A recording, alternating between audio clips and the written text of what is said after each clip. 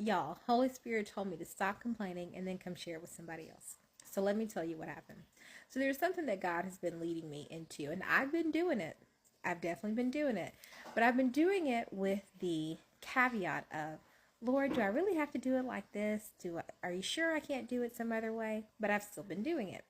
So anyway, as I was praying, I was like, Lord, like, again, are you sure I've got to do it this way? Is there some other way that I can do it?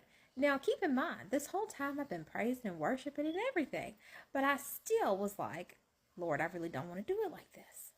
So then, as I finish up my prayer, I'm like, okay, Lord, lead me and guide me in wherever it is you need me to go in my reading today, and just show me what you need me to see. Place it upon my heart. Let it take root there. Give me your wisdom, etc., Holy Spirit. So as I finish out my prayer, I'm like, okay. So I open up my Bible and it lands on Exodus 16. If you've never read Exodus, you definitely should.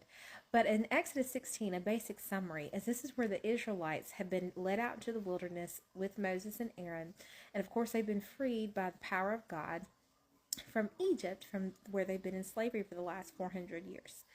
And so as they're in the wilderness, they start murmuring, complaining about the fact that they're just so hungry and it would have been better for them to stay in Egypt instead of starving to death in the wilderness. And of course, Moses is like, do you understand that your complaints really aren't to me? Your complaints are unto the Lord. But of course, the Lord answers them and provides for them and gives them manna by day and the quail by night. Then they keep murmuring, complaining, doing the same thing about water. And then the Lord instructs Moses to strike the rock, and he does, and the water flows out.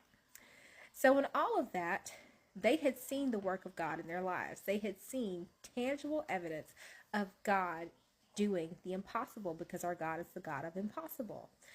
And then I thought, and I said, well, wait a second, Lord.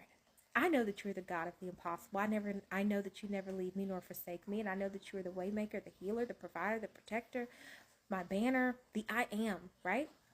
So you're asking me to do something, but you're not asking me to do it in my own strength. You're asking me to do it with you because you provide my daily bread. You provide my daily manna. You provide everything that I need, and I just need to keep leaning more into you for you to give me more of you. And so then, of course, I repented because I was wrong. So I want to share that with somebody else. If the Lord is leading you to do something, especially something that seems like it's outside of what it is that you know that you can do, know that the God of the impossible is with you. And as you are enduring it with him, endure it with him in praise and worship and prayer, knowing that he's never going to leave you nor forsake you, knowing that he is the God of the impossible, knowing that if he's led you to it, he's going to lead you through it. So I just want to share that with somebody today. Now, I've repented, and that's not my stance anymore of asking the Lord if there's another way to do it. But that is just a real transparent moment, because we all have some moments like that.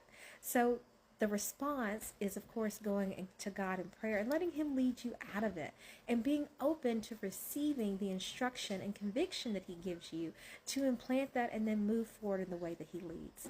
So I pray that this message is a blessing to somebody today. The Holy Spirit says, stop complaining. Y'all be blessed.